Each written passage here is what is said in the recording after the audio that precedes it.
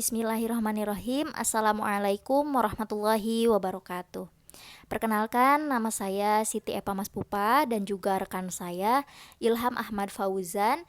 Kami dari program studi Manajemen Pendidikan Islam, program Pascasarjana, akan membahas mengenai filosofi mutu. Nah, membahas tentang mutu, tentu kita akan membicarakan beberapa tokoh yang terkenal dalam lingkup manajemen mutu, seperti Edward Deming, Joseph Juran, Crosby, dan juga Edward Salis ya. Mereka merupakan beberapa tokoh terkenal yang telah memberikan perubahan signifikan dalam dunia industri, dengan fokus peningkatan mutu produk dan juga layanan. Konsep yang mereka tawarkan seperti pengendalian mutu total atau total quality control dari Deming, kemudian manajemen buyback atau manajemen berdasarkan fakta dari Juran, kemudian zero defect dari Crosby, dan juga sistem approach atau pendekatan sistem dari Edward Salis ya, telah terbukti berhasil dalam meningkatkan mutu dalam berbagai konteks industri. Dalam pendidikan di Indonesia, salah satu permasalahan yang masih mudah ditemukan adalah rendahnya mutu pendidikan pada setiap jenjang dan juga satuan pendidikan, khususnya dalam pendidikan menengah dan juga dasar. Beberapa usaha telah diupayakan untuk meningkatkan mutu pendidikan nasional, baik dengan melakukan penambahan intensitas pelatihan, peningkatan kompetensi guru, perbaikan sarana prasarana, kemudian penambahan APBN dan lain sebagainya itu sudah dilakukan gitu ya. Namun berbagai indikator mutu pendidikan itu belum menunjukkan peningkatan yang berarti. Hal ini terlihat dari skor PISA pada tahun 2022 yang justru mengalami penurunan drastis. Nah, maka dari itu kita akan mencoba membahas mengenai filosofi mutu dari Edward Deming, kemudian Joseph Juran, Crosby, dan juga Edward Salis dalam meningkatkan mutu pendidikan. Nah, yang pertama itu filosofi mutu dari Edward Deming ya. Menurut Deming, salah satu prinsip utama yang dapat mengubah cara banyak organisasi dalam memandang dan juga mengelola mutu itu adalah fokus pada pelanggan. Nah, ini memberikan sebuah indikasi bahwa bagi Deming itu kepuasan pelanggan adalah hal yang paling penting. Nah, ini tidak hanya berarti memenuhi kebutuhan pelanggan saja, tetapi juga memahami keinginan dan juga harapan dari mereka ya. Organisasi yang mampu memahami dan juga memenuhi harapan pelanggan itu cenderung memiliki persentase sukses yang lebih besar dalam jangka waktu yang lebih panjang gitu ya, dibanding dengan organisasi yang tidak mampu memahami keinginan dan juga kebutuhan dari para pelanggannya. Nah, dalam pendapat Deming ini dapat kita tarik kesimpulan bahwa keinginan konsumen itu selalu berubah-ubah. Nah, dari ketidakstabilan atau berubah-ubahnya keinginan konsumen ini akan mempengaruhi mutu dari suatu produk sesuai dengan yang dikehendaki oleh konsumen itu ya. Nah, hal ini mengindikasikan bahwa mutu bukanlah hal yang tetap, melainkan akan selalu berubah-ubah mengikuti keinginan dan juga kebutuhan dari konsumennya. Oke, yang kedua itu filosofi mutu Juran ya. Juran mendefinisikan mutu sebagai sesuatu yang cocok atau sesuai untuk digunakan, yang mengandung pengertian bahwa suatu produk atau jasa itu harus memenuhi apa yang diharapkan oleh para pemakainya. Pengertian cocok untuk digunakan ini mengandung 5 dimensi utama, yaitu mutu desain, mutu kesesuaian, ketersediaan, keamanan, dan juga field use. Nah, adapun prinsip mutu Juran yang paling terkenal itu ada beberapa. Yang pertama, Juran's 3 basic step to progress, kemudian yang kedua, Juran's 10 step to quality improvement, kemudian yang ketiga, the Pareto Principle, dan yang terakhir itu the Juran Trilogy ya.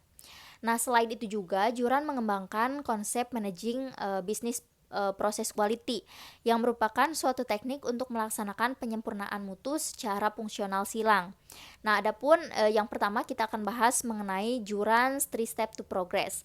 Nah, menurut Juran, 3 langkah dasar ini merupakan langkah yang harus diambil perusahaan ketika mereka ingin mencapai mutu tingkat dunia.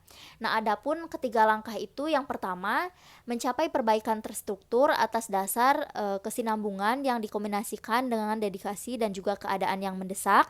Yang kedua, mengadakan program pelatihan secara luas, dan yang terakhir itu membentuk komitmen dan juga kepemimpinan pada tingkat manajemen yang lebih tinggi.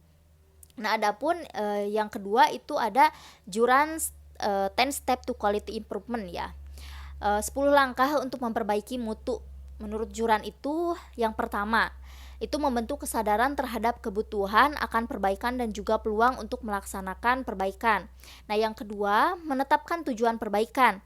Yang ketiga, mengorganisasikan untuk mencapai tujuan yang telah ditetapkan. Kemudian, menyediakan pelatihan, melaksanakan proyek-proyek yang ditujukan untuk pemecahan masalah, melaporkan perkembangan, memberikan penghargaan, kemudian mengkomunikasikan hasil, menyimpan dan mempertahankan hasil yang dicapai, kemudian yang terakhir itu memelihara momentum dengan melakukan perbaikan dalam sistem reguler perusahaan gitu ya.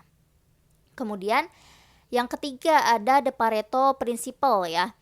Juran menerapkan prinsip yang dikemukakan oleh Pilpredo Pareto dalam manajemen, yaitu prinsip ini kadangkala disebut dengan kaidah 80/20.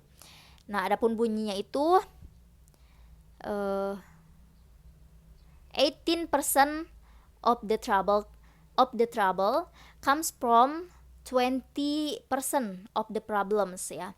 Yaitu prinsip ini mengemukakan bahwa organisasi itu harus memusatkan energinya pada penyisihan sumber masalah yang lebih sedikit tetapi vital gitu ya, yang menyebabkan sebagian besar masalah. Nah, jadi masalah yang sedikit itu yang suka dianggap sepele itu tidak boleh disepelekan karena bisa jadi akan menyebabkan masalah yang lebih besar gitu ya. Nah, yang terakhir itu The Juran Trilogy.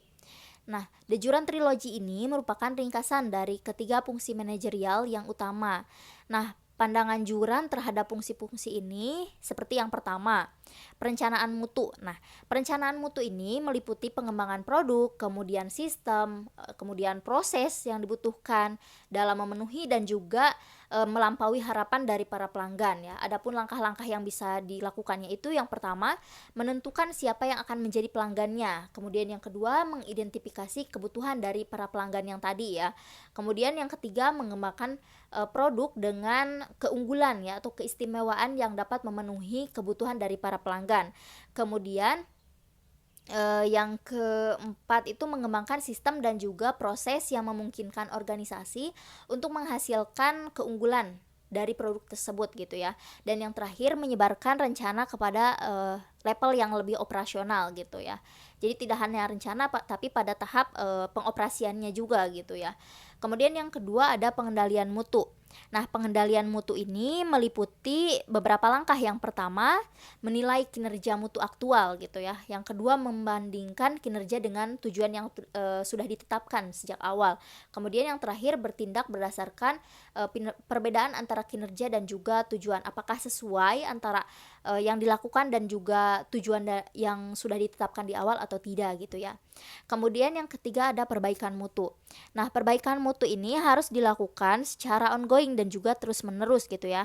Langkah-langkah yang dapat dilakukannya itu yang pertama seperti mengembangkan infrastruktur yang diperlukan untuk melakukan perbaikan mutu dalam setiap tahunnya misalnya seperti itu. Kemudian yang kedua mengidentifikasi bagian-bagian yang membutuhkan perbaikan dan juga melakukan perbaikannya gitu ya. Kemudian yang terakhir membentuk suatu tim sesuai dengan apa yang mereka butuhkan agar dapat mendiagnosis masalah guna menentukan sumber dari penyebab masalah tersebut, kemudian solusinya seperti apa dan juga melakukan pengendalian akan mempertahankan keunggulan dari sesuatu yang sudah diperolehnya gitu ya. Oke, yang ketiga itu filosofi mutu menurut Crosby ya. Konsep zero defect ala Crosby ini bertujuan untuk memaksimalkan pencegahan atau antisipasi permasalahan yang mungkin terjadi di masa yang akan datang. Nah, kemudian Crosby juga dikenal dengan konsep Crosby 14 step to quality improvement untuk mencapai zero defect tersebut ya gitu ya. Nol kesalahan gitu ya. Meminimalisir kesalahan yang akan terjadi gitu ya. Kemudian yang keempat itu filosofi mutu menurut Edward Salis ya. Menurut Edward Salis, filosofi mutu itu adalah tentang komitmen untuk terus meningkatkan mutu dan juga keunggulan dalam setiap aspek kehidupan. Nah, filosofi mutu ini menekankan pentingnya menciptakan lingkungan yang mendukung inovasi pembelajaran, kemudian pertumbuhan yang berkelanjutan. Nah, hal ini mencakup semua aspek kehidupan termasuk pendidikan, di mana mutu pendidikan ini memiliki dampak yang signifikan terhadap masa depan individual dan juga masyarakat ya. Kemudian filosofi mutu menurut Salis juga bukan hanya sekedar upaya untuk mencapai standar tertentu atau memenuhi persyaratan yang telah ditetapkan.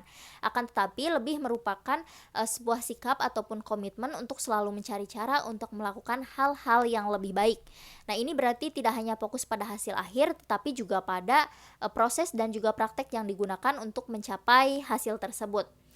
Nah, dalam konteks pendidikan, filosofi mutu ini mendorong lembaga pendidikan untuk tidak hanya memperhatikan prestasi akademik dari siswa saja, tetapi juga pada perkembangan karakter, keterampilan, dan juga potensi mereka sebagai individu gitu ya. Selanjutnya ada beberapa prinsip filosofi mutu dari Edward Salis ini ya. Yang pertama, orientasi pada pelanggan. Nah, salah satu prinsip utama filosofi mutu menurut Salis ini adalah orientasi pada pelanggan. Ini berarti organisasi termasuk juga lembaga pendidikan harus selalu mempertimbangkan kebutuhan, harapan dan juga kepuasan dari para pelanggan dalam setiap keputusan dan tindakan yang akan diambilnya. Yang kedua, peningkatan berkelanjutan. Nah, Salis juga meyakini bahwa filosofi mutu ini melibatkan komitmen untuk terus-menerus meningkatkan mutu. Nah, ini mencakup identifikasi dan juga penerapan praktik tersebut. Praktik perbaikan. Nah, dalam hal ini baik dari segala aspeknya, baik dari pemantauan kinerja serta pembelajaran dari pengalaman masa lalu. Nah, ini untuk mencapai tujuan yang lebih baik gitu ya di masa yang akan datang. Kemudian yang ketiga itu pengambilan keputusan berdasarkan fakta.